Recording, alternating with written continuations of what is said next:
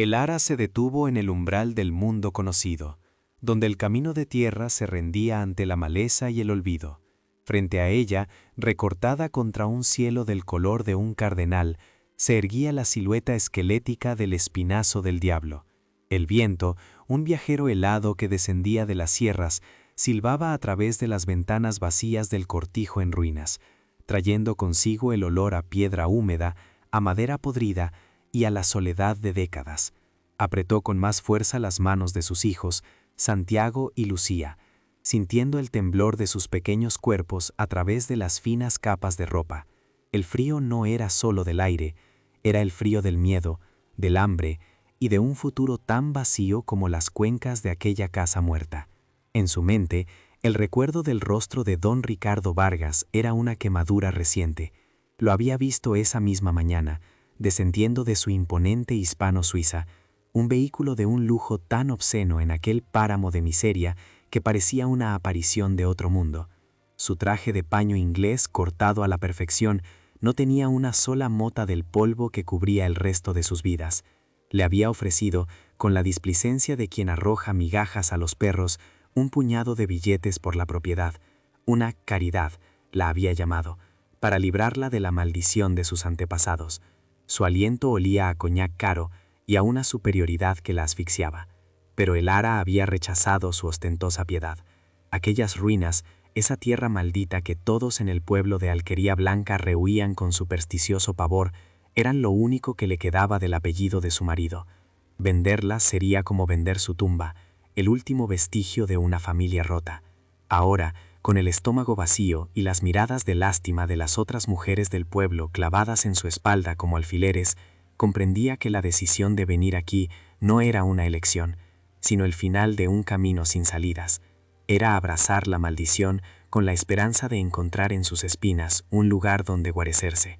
El interior de su humilde morada en el pueblo ya no era un refugio, sino una jaula de ecos y ausencias.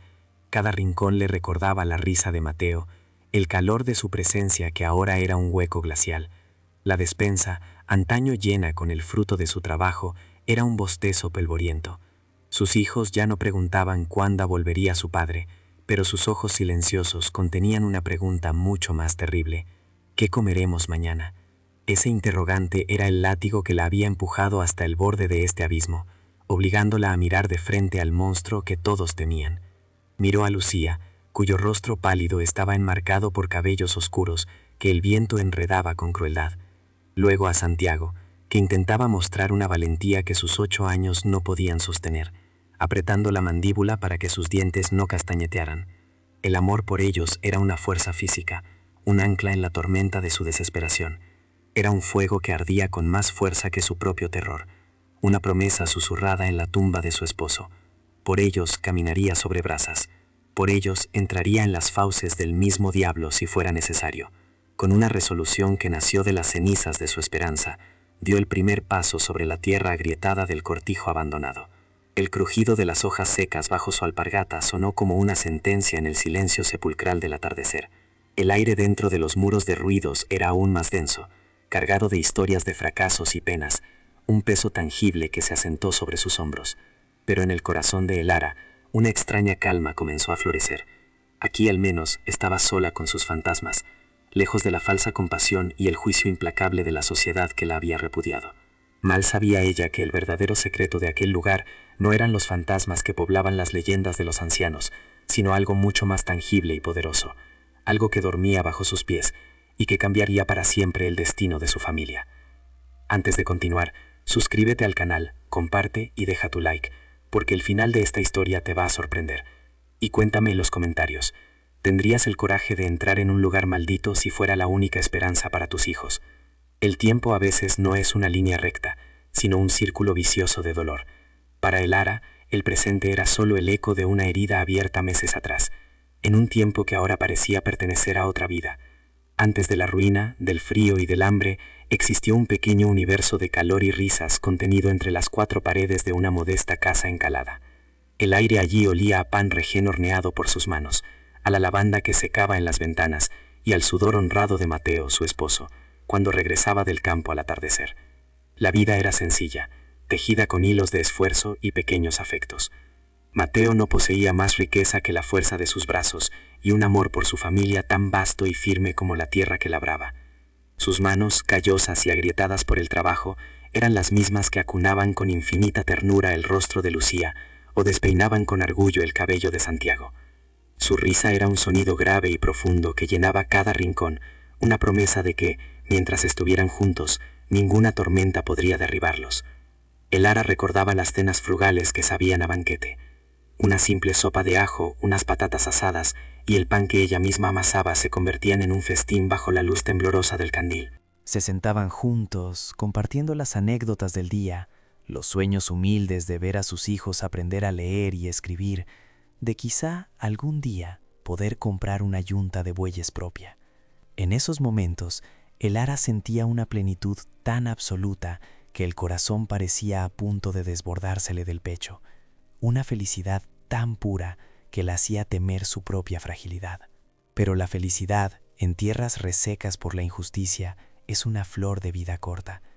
La desgracia llegó sin anunciarse, con la violencia de un rayo en un cielo despejado.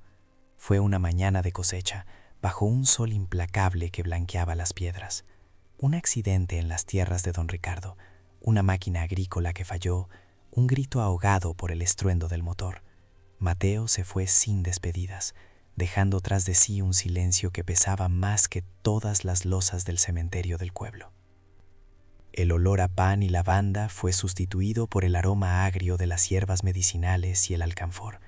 La casa se llenó de susurros compasivos y miradas de lástima que eran como pequeñas agujas clavándose en la piel de el Ara. Durante días se movió como un autómata en una niebla de incredulidad, cuidando de sus hijos, conteniendo sus propias lágrimas hasta la noche, cuando el llanto la sacudía en la soledad de un lecho que se había vuelto inmenso y gélido. La vulnerabilidad de una viuda es un imán para los depredadores. Don Ricardo Vargas no tardó en aparecer. Llegó en su reluciente automóvil negro, un monstruo de acero y lujo que parecía insultar con su sola presencia la modestia de la calle. Se bajó de él con la parsimonia de un rey visitando sus dominios más pobres, su traje de lino impoluto, sus zapatos de cuero brillando bajo el sol polvoriento. Traía una corona de flores tan ostentosa que parecía una burla a la sencillez de la tumba de Mateo. Sus condolencias fueron un trámite breve y frío, palabras vacías que apenas ocultaban la impaciencia de su verdadera misión. Se sentó en la silla de Mateo, ocupando su espacio con una arrogancia que profanaba el recuerdo del hombre bueno. Habló de deudas, de un préstamo que Mateo había solicitado para las semillas de la última siembra, un papel firmado que ahora él sostenía entre sus dedos enjollados como si fuera un arma. La bondad del terrateniente se había evaporado junto con la vida del deudor. El Ara, con la voz rota pero la mirada firme, pidió tiempo, solo un poco de tiempo para recuperarse, para encontrar un trabajo, para poder empezar a pagar. Le habló de sus hijos, de su desamparo. Pero la piedad no era una moneda que cotizara en el mercado de la avaricia de don Ricardo. Él la miró con un desdén helado, como se mira a un insecto antes de aplastarlo, y una sonrisa torcida se dibujó en su rostro. El tiempo es dinero, el Ara, sentenció, y ni tú ni tu difunto marido tenéis ninguno de los dos. La sentencia se ejecutó una semana después. El día amaneció gris y plomizo, un presagio del color que tomaría su vida. Don Ricardo no vino solo. Trajo consigo a dos hombres de rostros impasibles, tan carentes de emoción como las piedras del camino. La escena fue una humillación brutal y pública, orquestada para servir de lección a cualquier otro que osara deberle algo al hombre más poderoso de la comarca. La puerta de su hogar fue abierta de una patada, rompiendo la frágil paz de la mañana. Sus pocas pertenencias fueron arrojadas a la calle sin miramientos, la cuna de madera que Mateo había tallado para sus hijos, las sillas desvenjadas, la ropa gastada, los utensilios de cocina. Cada objeto que salía por la puerta era un pedazo de su vida arrancado y expuesto a la vista de todos. Los vecinos se asomaban desde sus ventanas, algunos con el rostro contraído por la pena, otros apartando la vista, todos prisioneros del miedo al poder de Vargas. El Ara se mantuvo de pie en medio del desastre, un mástil solitario en pleno naufragio. Abrazaba a sus hijos con una fuerza desesperada, tratando de protegerlos con su propio cuerpo de la crueldad del espectáculo. Sentía el temblor de Lucía, que sollozaba con el rostro escondido en su falda, y veía los ojos de Santiago, fijos en don Ricardo, ardiendo con una mezcla de terror y un odio prematuro, que a Elara le rompió aún más el corazón. El golpe final fue un acto de maldad pura y gratuita. Don Ricardo tomó el pequeño retrato de bodas de Elara y Mateo, el único que poseían, lo miró con una mueca de desprecio y lo arrojó al suelo. El cristal se hizo añicos con un sonido agudo y cruel, y él lo pisó con su zapato lustroso, moliendo su felicidad pasada bajo el cuero caro. Las promesas, como el cristal, se rompen, dijo con una voz que era veneno puro. Luego se dio la vuelta y caminó hacia su imponente coche sin mirar atrás. El motor rugió, una bestia de opulencia que ahogó los sollozos de una familia rota. Se marchó envuelto en una nube de polvo y arrogancia, dejándolos solos en medio de la calle, rodeados por los escombros de su vida. El olor a gasolina y a la victoria del tirano se mezcló con el sabor amargo de la humillación en la boca de Elara. El silencio que siguió a su partida fue más atronador que cualquier grito. Las puertas de los vecinos se cerraron una a una, y las ventanas quedaron vacías. La compasión era un lujo que nadie en Alquería Blanca podía permitirse si conllevaba el enfado de don Ricardo. De repente, Elara comprendió la verdadera naturaleza de la soledad. No era la ausencia de gente, sino la ausencia de ayuda, la certeza de que estaban completamente abandonados por el mundo. El sol comenzó a descender, tiñendo el cielo de tonos anaranjados y violetas, una belleza indiferente a su tragedia. El frío de la tarde empezó a calar en sus huesos, un frío que no era solo físico, sino que emanaba del abismo que se había abierto a sus pies. El hambre roía el estómago de sus hijos, un recordatorio punzante de su total impotencia. Elara se sentía vacía, hueca, como si el llanto se le hubiera secado por dentro. Fue entonces, en la profundidad de su desesperación, cuando su mano rozó un papel doblado dentro de su bolsillo. Era el título de propiedad del Espinazo del Diablo. Aquel terreno baldío, aquella ruina maldita de la que todos se burlaban, era lo único que el desprecio de don Ricardo había pasado por alto, lo único que llevaba el apellido de Mateo y que, por tanto, era suyo. No era una herencia, era una condena. Miró el rostro de sus hijos, pálidos y asustados a la luz del crepúsculo. Vio en sus ojos el reflejo de su propio miedo, pero también vio una confianza inquebrantable en ella, su madre, su único refugio. Y en ese instante, una chispa se encendió en las cenizas de su alma. No era esperanza, aún no. Era algo más primario y feroz, la determinación de una loba acorralada que luchará hasta el último aliento por sus cachorros. Aquella humillación no sería su final. No dejaría que el recuerdo de la bota de don Ricardo aplastando su pasado definiera su futuro. Se levantó, sacudiéndose el polvo de la derrota. Tomó a sus hijos de la mano, con sus escasas pertenencias metidas en un atillo. Aquella noche no dormirían en la calle, caminarían hacia las ruinas, hacia la maldición. Se adentrarían en las fauces del diablo, porque el infierno que dejaban atrás, el infierno creado por la crueldad de los hombres, era mucho más terrible. El recuerdo de aquel día, del rostro de don Ricardo, del sonido del cristal roto, sería el combustible que la mantendría en pie en las noches más oscuras. La caída no había sido el final del camino, sino el brutal comienzo de uno nuevo. Las puertas del pueblo se cerraron para Elara con la misma rapidez con las que se habían cerrado las de su propio hogar. El primer anochecer como proscrita fue una lección brutal sobre la fragilidad de la compasión humana. Encontraron refugio en el hueco de un soportal, acurrucados sobre los adoquines fríos, con un único atillo como almohada. Elara rodeó a sus hijos con sus brazos, un escudo inútil contra el frío que ascendía del suelo y se filtraba por sus ropas gastadas, un frío que parecía emanar del mismo corazón del mundo. El viento nocturno arrastraba consigo el olor a estiércol de las cuadras cercanas y el eco lejano de las vidas ajenas, de cenas calientes y camas tibias que para ellos ya no existían. Al amanecer, el hambre era una bestia viva en sus entrañas. Elara caminó por las calles que la habían visto crecer, ahora un laberinto de rostros esquivos y ventanas entornadas. Llamó a puertas que antes se le abrían con una sonrisa, solo para recibir negativas susurradas a través de la madera. «Lo siento, Elara», decían. «Don Ricardo tiene los ojos muy largos y los oídos muy finos». Una panadera, con el rostro surcado por la pena, les deslizó a escondidas un trozo de pan duro del día anterior, un acto de piedad tan fugaz y temeroso que su sabor a caridad se mezclaba con el gusto amargo de la vergüenza. Elara lo partió en dos para sus hijos, asegurándoles con una sonrisa forzada que ella no tenía hambre. Pasaron una segunda noche a la intemperie, y el rocío de la madrugada empapó sus ropas y se adhirió a sus pies como un sudario helado. Elara sentía como la desesperación, como una lenta marea negra, comenzaba a negar los últimos resquicios de su entereza. Se sentía despojada de todo, no solo de su hogar y sus posesiones, sino de su propia identidad, reducida a una sombra mendicante a la que la sociedad daba la espalda.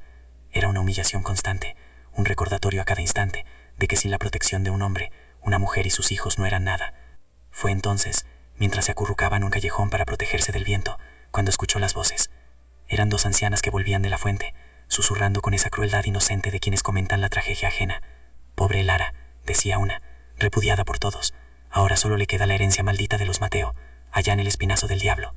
Dicen que la tierra misma escupe a quien intenta labrarla, que las almas de sus antiguos dueños aún penan entre los muros caídos por haber desafiado a Dios». La otra anciana se santilló, añadiendo con un hilo de voz: «Es un lugar de desgracia. Quien entra allí, o se vuelve loco, o no vuelve a salir. Es el último lugar de la tierra al que iría nadie». Aquellas palabras, destinadas a ser un lamento, resonaron en la mente de Lara de una forma completamente distinta. No escuchó una condena, sino una dirección. Un lugar, un último lugar en la tierra era, al fin y al cabo, un lugar. El miedo supersticioso, el mismo que sentía el resto del pueblo, le recorrió la espina dorsal como una descarga eléctrica. Recordaba las historias de su niñez, los cuentos de sombras que danzaban en las ventanas vacías y de lamentos que el viento arrastraba desde la colina. Pero entonces miró el rostro dormido de Lucía, pálido bajo la luna, y el ceño fruncido de Santiago, que hasta en sueños parecía luchar contra el mundo. ¿Qué fantasma podía ser más aterrador que el hambre de sus hijos? ¿Qué maldición podía ser más cruel que la indiferencia de los hombres? En ese instante, en el punto más profundo de su abatimiento, una nueva fuerza nació de las cenizas de su miedo. La maldición del espinazo del diablo era una leyenda, una historia contada al calor del fuego. Pero la crueldad de don Ricardo Vargas era real, el hambre que retorcía sus estómagos era real, el abandono de su gente era real. De repente, el lugar que todos temían se transformó en su mente en la única promesa de refugio, en un santuario lejos de los ojos que la juzgaban. Se puso en pie, con una resolución tan firme y silenciosa como la piedra. Despertó a sus hijos con una suavidad que contrastaba con la tormenta de su interior. «Vamos», les susurró. «Vamos a nuestro nuevo hogar». No había duda en su voz, solo una certeza absoluta que infundió en los pequeños una confianza ciega. Santiago asintió con solemnidad, como un soldado aceptando una orden, y Lucía, simplemente, le apretó la mano con más fuerza. Su partida del pueblo fue un éxodo silencioso al amanecer. Nadie salió a despedirlos. Solo vieron las cortinas moverse levemente al pasar, el último adiós de un mundo que los había borrado de su memoria.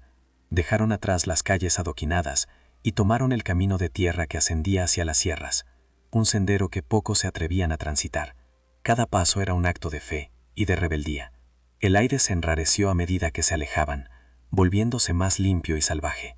El olor a polvo y a vida contenida del pueblo fue reemplazado por el aroma a tomillo, a jara y a la tierra húmeda de la sierra. El Lara sentía el sol en la nuca y el peso del hatillo en su hombro, pero también sentía una extraña ligereza, la de quien ha cortado todas las amarras y ya no tiene nada que perder, solo un futuro incierto que forjar con sus propias manos. La silueta del cortijo en ruinas apareció en el horizonte, recortada contra el cielo azul intenso como un hueso roto. Era una visión desoladora, la encarnación de todos los miedos y fracasos que le atribuían, pero para el Lara, en aquel momento, era la imagen más hermosa del mundo. Era un techo, era una pared contra el viento, era un pedazo de tierra que llevaba el nombre de su esposo. Era la última esperanza. La historia de esta madre es un viaje a través de la oscuridad en busca de una sola chispa de luz, un testimonio del amor que se niega a rendirse. Si su coraje te conmueve, si su lucha resuena en tu corazón, ayúdanos a que su voz se escuche más lejos. Comparte este relato de resiliencia para que la fuerza de el Lara inspire a otros, y acompáñanos en este camino suscribiéndote al canal, porque su verdadero desafío no ha hecho más que empezar. Miró a sus hijos, cuyos ojos reflejaban la misma mezcla de temor y asombro que sentía ella. Le sonrió, una sonrisa genuina por primera vez en muchos días. «Hemos llegado», dijo, y en su voz no había ni rastro de la mujer rota que había dormido en los soportales del pueblo. Era la voz de una matriarca reclamando su reino, aunque este no fuera más que un montón de piedras olvidadas por Dios y por los hombres. Tomó una profunda bocanada de aquel aire puro y salvaje, y sintió cómo llenaba sus pulmones de una nueva determinación. El pasado quedaba atrás, en el valle, junto con la falsa piedad y el desprecio. Frente a ella se abría un lienzo en blanco, terrible y peligroso, pero suyo. El espinazo del diablo no sería su tumba, juró en silencio, ante la memoria de su esposo.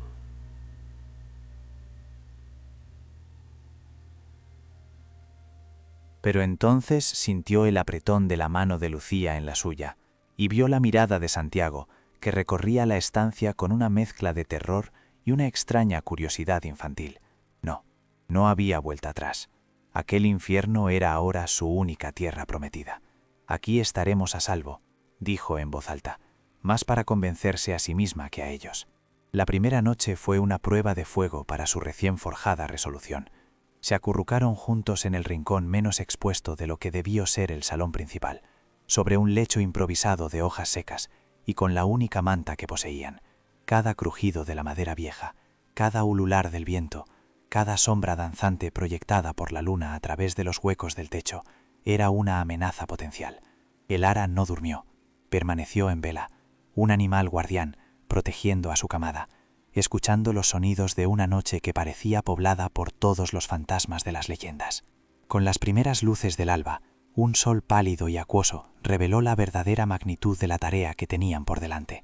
La ruina no era solo un lugar sucio, era un organismo herido, con muros que amenazaban con derrumbarse y un techo que era poco más que un colador.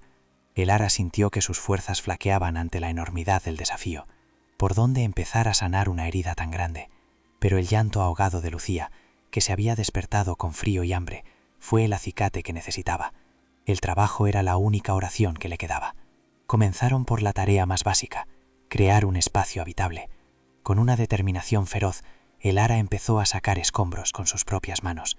Las piedras afiladas le arañaron la piel y las astillas de madera podrida se le clavaron bajo las uñas. Pero ella no se detuvo. El dolor físico era un bálsamo comparado con el dolor del alma, una forma de canalizar su rabia y su pena en algo tangible, en un acto de creación en medio de la destrucción.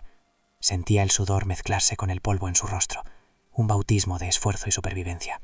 Sus hijos, a pesar de su corta edad, comprendieron instintivamente que su supervivencia dependía de su unión.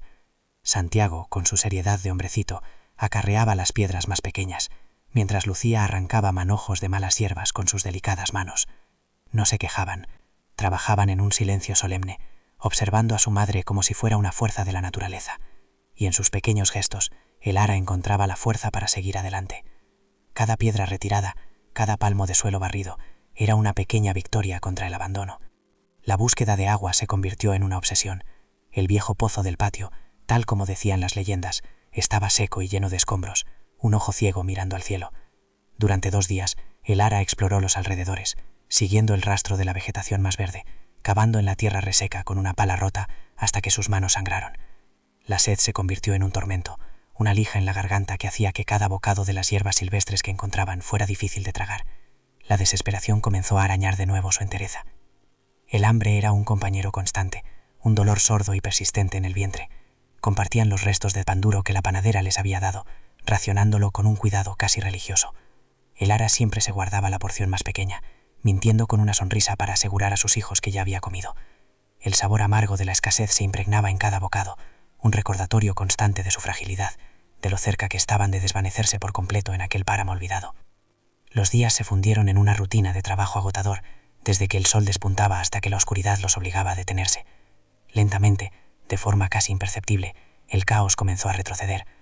Un rincón del cortijo quedó limpio y barrido, las ventanas fueron cubiertas con viejas arbilleras para protegerse del viento, y una pequeña hoguera en el antiguo hogar de la chimenea ofrecía un calor precario y un punto de luz en la inmensa oscuridad.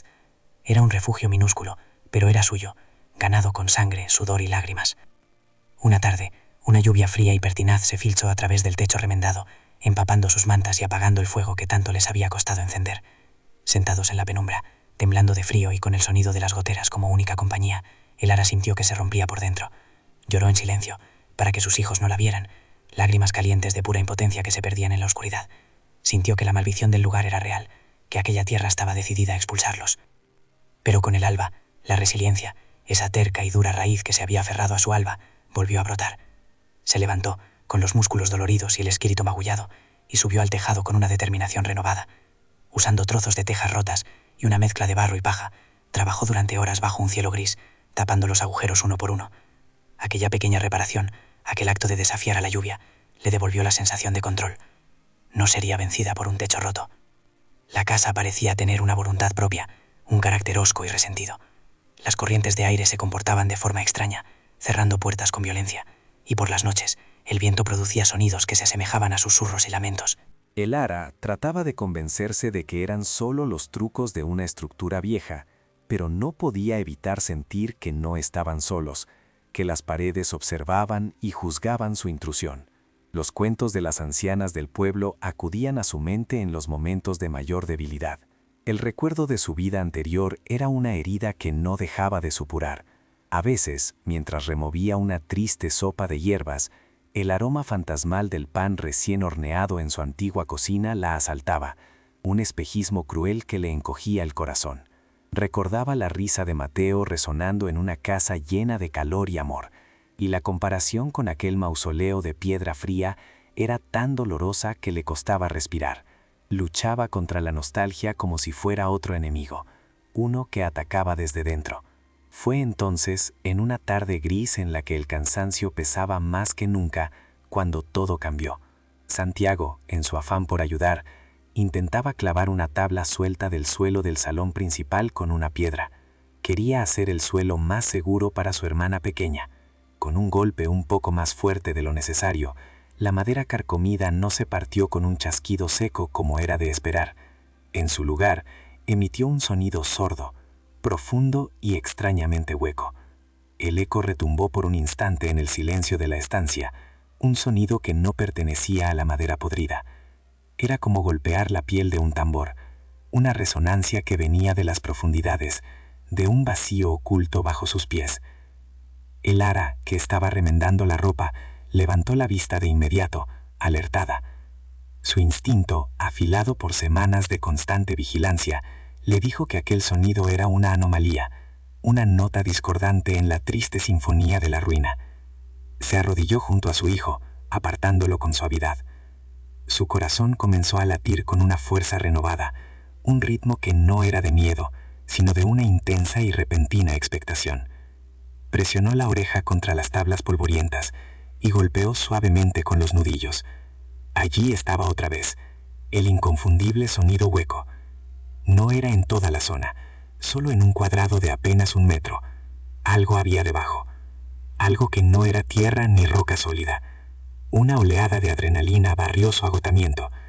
No sabía si era la promesa de un hallazgo o simplemente la emoción de un misterio en medio de la monotonía de su lucha, pero sintió una energía que no había experimentado en meses.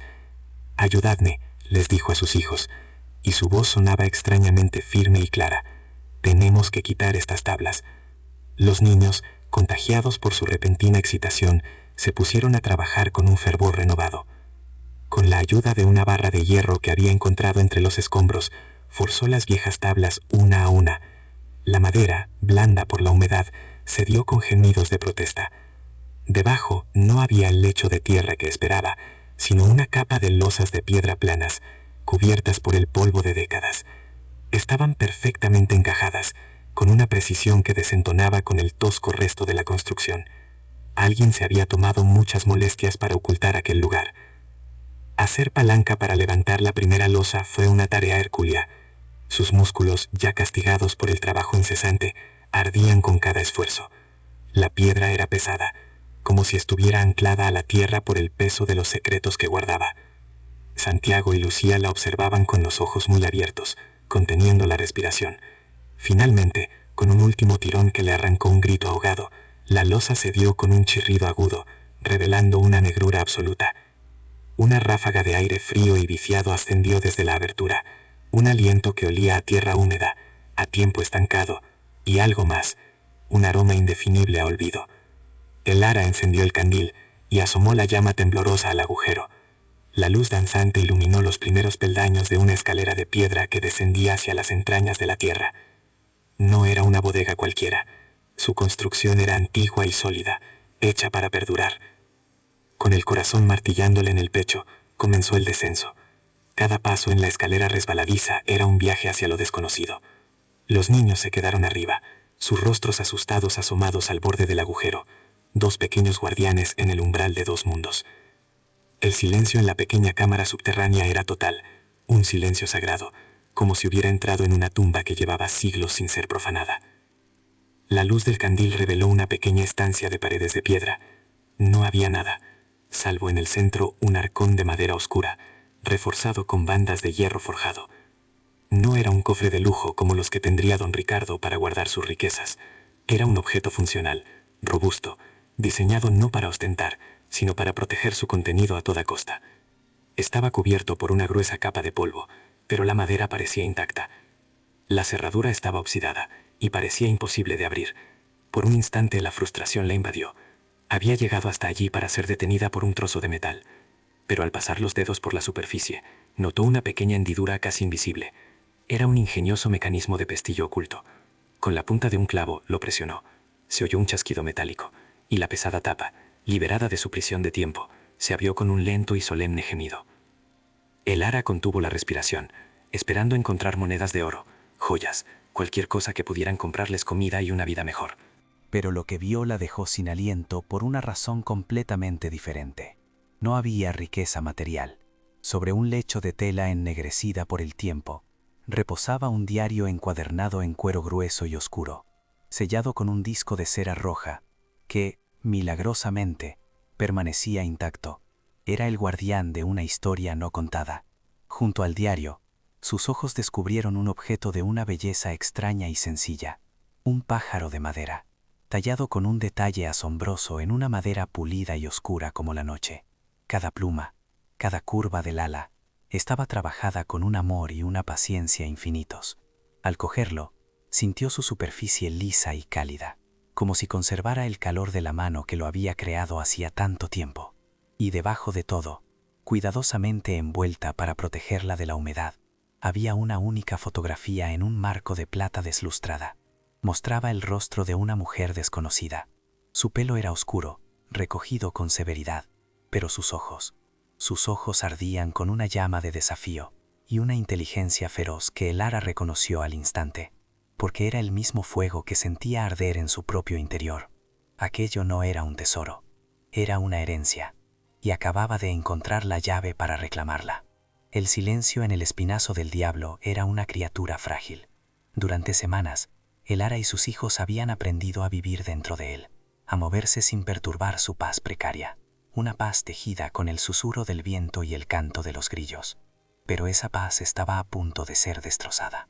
La noticia de su pequeña prosperidad, del pozo milagroso y el huerto imposible, había viajado en el aire seco hasta los oídos correctos, transformándose en el camino.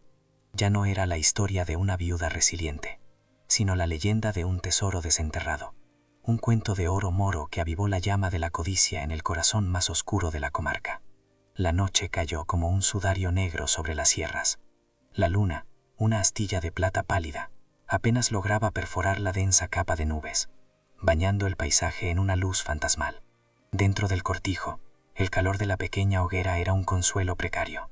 El ara leía a sus hijos un pasaje del diario, no los acertijos crípticos, sino las descripciones de las plantas y los animales de la sierra, transformando el libro de secretos en un cuento para dormir. Fue entonces cuando lo oyó, un sonido que no pertenecía a la noche, el rugido de un motor ascendiendo por el camino prohibido, una bestia de opulencia profanando su santuario. El ara se puso en pie de un salto, con el corazón desbocado, apagó el candil de un soplido y empujó a sus hijos hacia un hueco oscuro tras la chimenea, un escondrijo que habían preparado para un peligro que siempre supo que llegaría. «Silencio», susurró, con una voz que era apenas un hilo de aire. «No os mováis, pase lo que pase».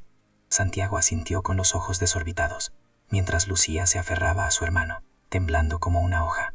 El ara cogió la pesada barra de hierro que usaba como atizador, su superficie fría un ancla de realidad en la marea de su pánico.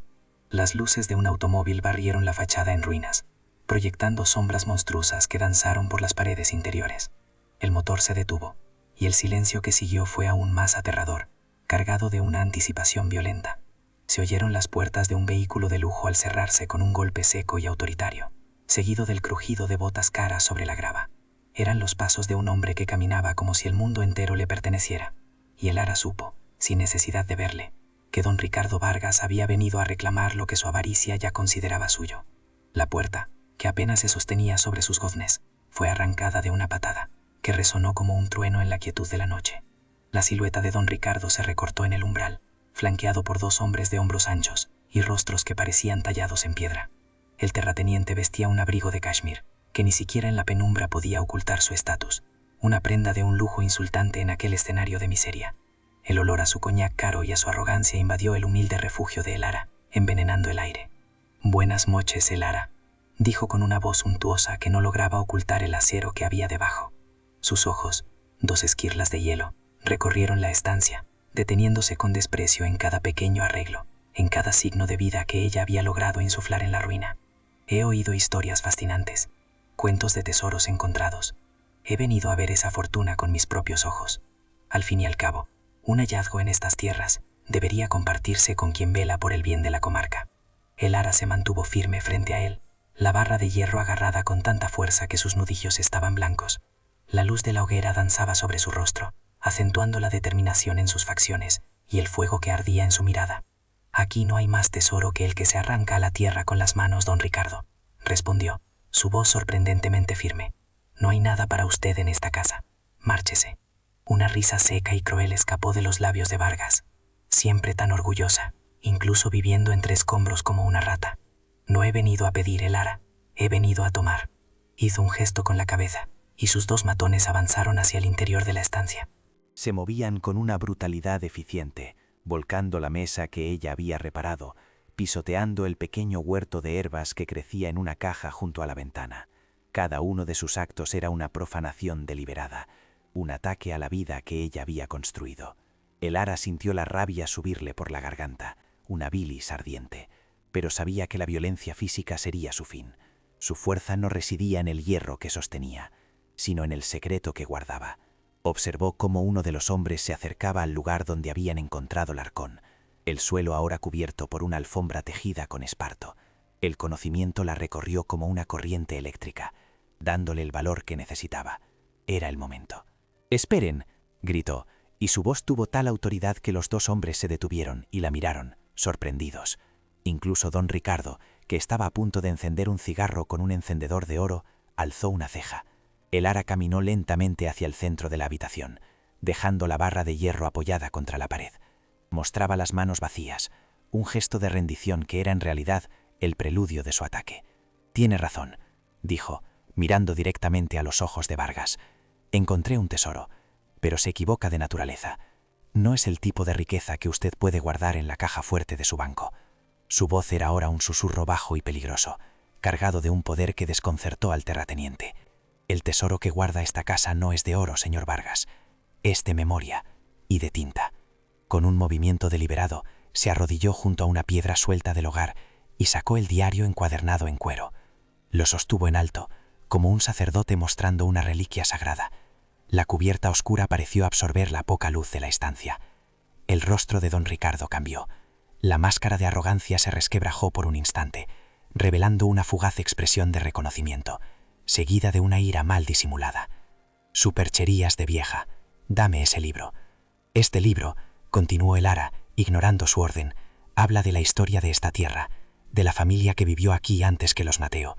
Una familia cuyo nombre usted conoce muy bien». Abrió el diario por una página marcada. «Habla de una mujer llamada Leonor, una mujer que amaba esta tierra y que conocía todos sus secretos, una mujer que fue traicionada por el hombre que juró protegerla». La tensión en la habitación se hizo tan densa que se podía cortar. Los dos matones miraban a su patrón, inseguros. Don Ricardo dio un paso adelante, su rostro una máscara de furia. «No sabes lo que dices, mujer. Estás loca». Pero el temblor en su voz lo traicionaba. El sudor perlaba su frente, a pesar del frío de la noche. «Oh, lo sé muy bien», replicó Elara, y su voz se elevó, llenando cada rincón de la estancia. «Sé que Leonor descubrió un secreto sobre la propiedad de las aguas de este valle, un secreto que demostraba que las mejores fuentes no pertenecían a su familia, sino a los campesinos del pueblo, un secreto que habría arruinado a su marido, un hombre tan ambicioso y cruel como lo es usted. Miró a don Ricardo con una intensidad que lo hizo retroceder un paso. El diario cuenta cómo su marido, para silenciarla, la declaró loca, cómo la encerró en esta misma casa, dejándola morir de pena y soledad, mientras él se enriquecía con el agua que había robado. Cuenta cómo falsificó documentos para quedarse con todo. Un hombre cuyo apellido, curiosamente, era Vargas. Un silencio sepulcral cayó sobre la estancia. El nombre de Leonor Vargas, la abuela de don Ricardo, era una leyenda prohibida en el pueblo, la loca del espinazo del diablo. Pero nadie conocía la verdad. El Ara había desenterrado no solo un diario, sino el pecado original sobre el que se había construido toda la fortuna y el poder de la familia Vargas. Ese libro es una sarta de mentiras escritas por una demente, siseó don Ricardo, pero su rostro estaba pálido, ceroso a la luz del fuego. La opulencia de su abrigo de marca y sus zapatos italianos de repente parecía un disfraz ridículo, la cáscara vacía de un hombre cuyo poder se basaba en un crimen enterrado. «¿Son mentiras?», preguntó el Ara, su voz ahora tranquila, letal. El diario describe con todo detalle dónde escondió Leonor los documentos originales que probaban el fraude. Documentos que, según escribe, solo podrían ser encontrados por alguien que entendiera sus acertijos, alguien con el corazón puro. Documentos que estoy muy cerca de encontrar. Era un farol, pero uno lanzado con la convicción de la verdad. Don Ricardo la miró, y por primera vez el Ara no vio en sus ojos desprecio, sino miedo, un miedo puro, animal, el miedo de un hombre que ve cómo los cimientos de su palacio, construidos sobre arena y sangre, comienzan a derrumbarse. Su imperio, sus coches de lujo, su estatus, todo pendía del silencio de una viuda a la que él mismo había arrojado a las ruinas. «Quema ese libro», ordenó, con la voz rota. «Quémalo ahora, y te daré lo que quieras. Dinero, una casa en el pueblo, lo que sea, pero quémalo». La oferta era la confesión que el Ara necesitaba. El gran don Ricardo Vargas, el hombre que aplastaba a los demás bajo la suela de su zapato, estaba suplicando. El Ara negó lentamente con la cabeza. «Usted no entiende nada, ¿verdad? Yo no quiero su dinero manchado, no quiero su falsa caridad. Quiero justicia, quiero que devuelva el agua que robó a este pueblo, y quiero que nos deje en paz, a mí y a mis hijos, para siempre». Los matones, confundidos por el giro de los acontecimientos, miraban a su patrón esperando órdenes, pero don Ricardo parecía haber perdido el control. Estaba atrapado. Si la mataba y se llevaba el libro, admitiría que su contenido era cierto. Si dejaba que viviera, la amenaza de la exposición pendería sobre su cabeza como la espada de Damocles. «Esto no ha terminado, bruja», gruñó finalmente, su voz un veneno concentrado. La arrogancia regresó a su rostro, pero era una máscara frágil, mal ajustada sobre el pánico que bullía debajo. «Encontrarás que los secretos, como las casas viejas, pueden derrumbarse y enterrar a quienes viven en ellas». Hizo una señal a sus hombres y se dio la vuelta, saliendo de la casa con la misma arrogancia con la que había entrado, pero ahora era una actuación. El Ara lo siguió con la mirada hasta que el rugido del motor de su Mercedes-Benz se perdió en la distancia, un eco de poder que sonaba hueco y derrotado. El olor a gasolina y a miedo se quedó flotando en el aire. Cuando el silencio regresó, el Ara se derrumbó, las piernas le fallaron y se apoyó contra la pared, temblando incontrolablemente. La fuerza que la había sostenido se disipó, dejándola vacía y exhausta. Había ganado la batalla, pero sentía en cada fibra de su ser que la guerra, una guerra mucho más peligrosa y solitaria, no había hecho más que empezar. Santiago y Lucía salieron de su escondite y corrieron a abrazarla. Sus pequeños cuerpos se apretaban contra el suyo, dándole el calor y la fuerza que necesitaba. Miró sus rostros asustados y supo por qué había luchado. El diario de Leonor no era solo un arma contra un tirano, era un legado. Era la historia de una mujer que, como ella, se había negado a ser silenciada. El Ara acarició la cubierta de cuero del diario. Ahora entendía el verdadero significado del tesoro. No era la promesa de riqueza, sino el poder de la verdad. Un poder que, en las manos adecuadas, podía hacer temblar los cimientos del mundo. Y ella no iba a dejar que esa verdad volviera a ser enterrada. La noche en el espinazo del diablo ya no era tan oscura. Una pequeña llama de justicia había sido encendida, y el Ara juró que nadie, nunca más, la apagará. Era un ritual de esperanza y súplica, y ese año el Ara se aseguraría de que sus plegarias por fin fueran escuchadas. El aire de la mañana olía a romero quemado, a flores y a la tensión acumulada de una comunidad al borde de la revelación. Descendió de la colina al amanecer, no como la paria que había huido meses atrás, sino como una profetisa portadora de una verdad incómoda. Santiago y Lucía caminaban a su lado, sus pequeños rostros imbuidos de la solemne gravedad de su madre. No llevaban más que sus ropas limpias y remendadas, y en sus manos el ara portaba el diario de cuero y el mapa del agua robada. Su figura, erguida y digna, era un contraste brutal con la ostentosa piedad de los que se preparaban para la fiesta. La plaza del pueblo era un hervidero de gente. Don Ricardo Vargas ocupaba un lugar de honor junto al alcalde y al párroco, su traje de lino color crema un faro de su estatus, su rostro una máscara de devoción hipócrita. Justo cuando el sacerdote alzaba la mano para comenzar la bendición, el ara avanzó desde el fondo de la multitud. El murmullo se extinguió, reemplazado por un silencio tenso y expectante. Atravesó la plaza con la calma de quien camina sobre su propia tierra, deteniéndose en el centro, a la vista de todos. Con una voz clara, que resonó en la acústica perfecta de la plaza, comenzó a hablar. No gritó ni acusó, simplemente contó una historia. La historia de una mujer llamada Leonor, encerrada por conocer la verdad. La historia de un manantial secreto y de un túnel construido en la oscuridad. La historia de una riqueza edificada sobre la sed de generaciones. La verdadera bendición de esta tierra, dijo, alzando el diario, no viene del cielo, sino de lo que yace bajo nuestros pies, y ha sido robada. Don Ricardo soltó una carcajada forzada, un sonido metálico y hueco.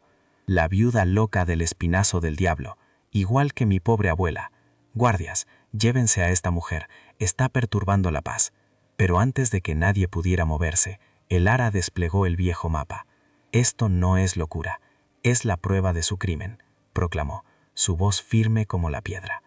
Este mapa muestra el túnel, muestra cómo la fortuna de su familia no es fruto del trabajo, sino de un engaño que ha mantenido a este pueblo de rodillas durante 50 años.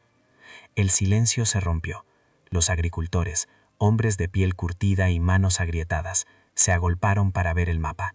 Vieron el manantial, el túnel, y sus mentes conectaron las décadas de cosechas perdidas, de pozos secos, de precios abusivos por el agua. La mirada que dirigieron a don Ricardo ya no era de temor, sino de un odio frío y antiguo que había encontrado, por fin, su cauce. La rabia colectiva era una ola silenciosa a punto de romper. El rostro de don Ricardo perdió todo su color. Su poder, construido sobre el miedo, se desmoronó ante la verdad. Intentó gritar, amenazar, pero su voz se ahogó en el desprecio unánime de la multitud. No hubo violencia física. El pueblo le infligió un castigo mucho más cruel. Le dieron la espalda.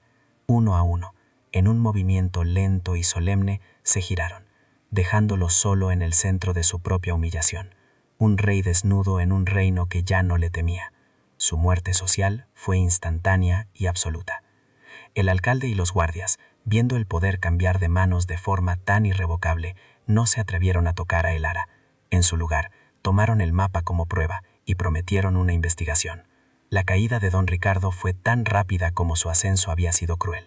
Despojado de su estatus y con sus crímenes expuestos, sus contratos se anularon, sus deudores se negaron a pagarle, y su imperio, erigido sobre el lujo y la opresión, se secó tan rápido como los campos que había privado de agua. Pasaron 5 años. El espinazo del diablo ya no era un esqueleto de piedra, sino un hogar rebosante de vida. Las paredes reparadas estaban cubiertas por bugambillas y jazmín, y el aire olía a pan recién horneado y a tierra fértil. El lamento del viento había sido reemplazado por las risas de Santiago y Lucía, que corrían por un patio donde ahora brotaba una fuente, alimentada por el manantial liberado. El cortijo se había convertido en un faro de prosperidad y conocimiento. El ara se había transformado con la casa. Las líneas de su rostro ya no hablaban de pena, sino de una serena sabiduría. Se había convertido en la guardiana de la memoria del valle, una figura respetada a la que acudían en busca de consejo. Enseñaba las técnicas de cultivo del diario de Leonor, asegurándose de que la tierra fuera tratada con el respeto que merecía, garantizando que el agua, ahora un bien comunal, nunca volviera a ser el privilegio de un solo hombre.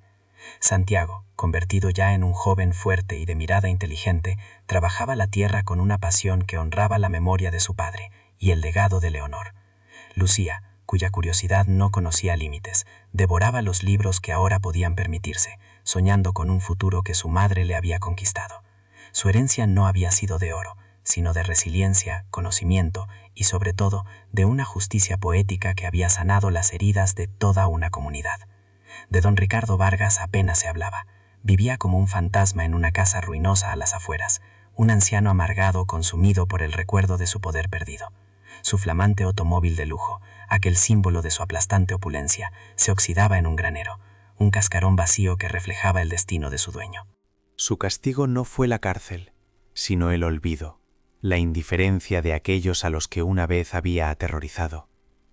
Al atardecer, el ara se sentaba en el porche, contemplando el valle ahora verde y próspero.